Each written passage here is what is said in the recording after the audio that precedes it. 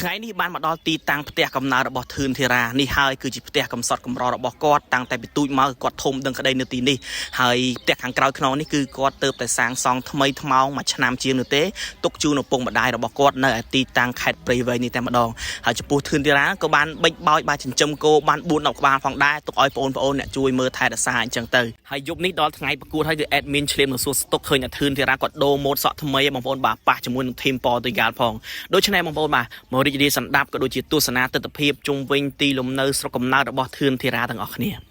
មកផ្ទះ idol បងប្អូនបាទផ្ទះស្រុកកំណើតធឿនធីរ៉ាដូរម៉ូតសក់ថ្មីមួយចំក្រោយចំប៉ោយគេថាមកពីថៃវិញផ្ទះមួយណាដែរមកពីថៃផ្ទះនេះបងប្អូនបាទផ្ទះឈើទូចនេះផ្ទះកំសត់កំរបងមកពីថៃប្រហែលឆ្នាំមិនបានផ្ទះថ្មីនេះមកយូរដែរបងខ្ញុំចូលបណ្ដាលហើយមិនបានផ្ទះនេះទាំងធ្វើឲ្យបានប្រហែលឆ្នាំហើយ2ឆ្នាំ2ឆ្នាំផ្ទះសមិទ្ធផលពីបណ្ដាលជីហើយមកដីមកប្លុកហ្នឹងសិតតបងប្អូនគ្រួសារតារាទៅអត់ឬក៏មិនដែរមកប្លុកហ្នឹងមកបងប្អូនប្លន់ផ្ទះទៅមួយទៀតបងប្អូនណានេះចិត្តហ្នឹង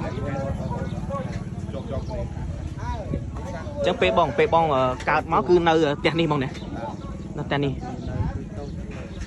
តូចមកគឺនៅផ្ទះឈើទូចនេះឯងហើយរហូតបើផ្ទះនេះទៅមកសាងសង់2-3ឆ្នាំក្រោយចឹងផ្ទះនេះចូលមករស់នៅចង់មួយ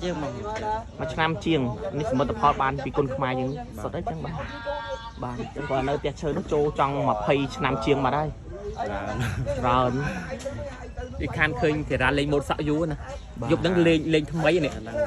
មកទឹកដីខ្លួនឯងលេងម៉ូតសក់ដែរអីក្រុងតាំងពីយប់ឬក្រុងផឹកមិញទេតាំងពីយប់អាយ៉ាអញចេះលុយអស់ប្រហែលមកក្រុងហ្នឹង10ឡានម្នាក់ឯង10ឡានម្នាក់ឯងគត់10ឡានម្នាក់ឯងអីក្រុងខ្លួនឯងមកអ្នកក្រុងបាទលេងទឹកនេះមកហើយម៉ូតនឹងធ្លាប់លេងទៅស្រុកណាកន្លងមើលអត់ធ្លាប់ម្ដងនៅតកែវអីតកែវគេហៅគេអូជីរ៉ាអូជំនាន់ប៉ះប៉ាវែលហ្នឹងប៉ះប៉ាវែល Wi-Fi Man នោះកាលហ្នឹងមាន2 style មានតម្លាក់មកជុំទៅពេលតម្លាក់ចុងក្រោយប៉ះប៉ាវែលហ្នឹងចងអាជំនាន់ហ្នឹងទៅចង់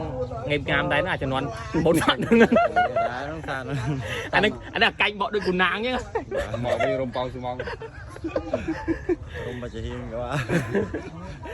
សំខាន់នេះភ្នែកនេះដូចដូចសល់ស្នាមសល់ផ្លែមកអញ្ចឹងនេះបាត់ដែរអត់មកពេលកន្លែងនោះវារៀងបែកញែកច្ពីមអាហ្នឹងសល់ពីសៀមរាបមែនសៀមរាបអូសៀមរាបបាត់ផ្លែអូបាត់មកគ្រប់បាទហើយយប់ហ្នឹងចេញទៅបងប៉ុន្មានមើលទៅបាទជិះល្ងាចម៉ោង6ម៉ោង6កន្លែងណាជប់កន្លែងណាកន្លែងនេះជប់ឡានកន្លែងណាស្រួលអ្នកពេលវែងស្កាក់បាក់ម្សៅមាននេះមកផ្លូវធំហ្នឹងចូលទៅក្នុងអត់កើតទេក្នុងមនុស្សច្រើនឥឡូវបងប្អូនបើទៅនៅចាំកន្លែងវាយបើតារាពាក់ម៉ាស់ពាក់អីចិត្តអត់សម្គាល់ឃើញមើលអាស័កបានហើយនោះអាស័កកប៉ុយពណ៌ក្រហមពណ៌ខ្មៅហ្នឹងគឺធឿនតារាមានរោមកម្មាចូលពងកម្មាចិត្តដូចចេះមើលអីផ្លែផ្ដែផ្ដាំឯអ្នកប្រៃវែងមកឃើញនោះម្ដងជួក៏លឺធឿនតារាភ្លាមអង្គុយចាំកន្លែងវាយច្រើនហ្នឹងមិញប្រាប់យ៉ាទៅដល់ម៉ោងបងដល់គ្នាកុំភ្លេចល្ងាចនេះជួបខ្ញុំនៅខេត្តព្រៃវែងមកគ្នាលើកមុននៅអាមេរិកបានប៉ុន្មានដូចជា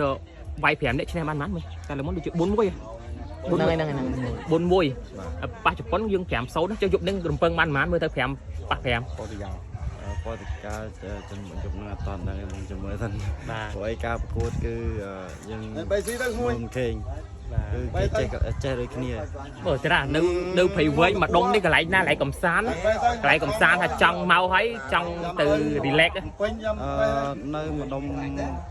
ស្ពានស្នេហ៍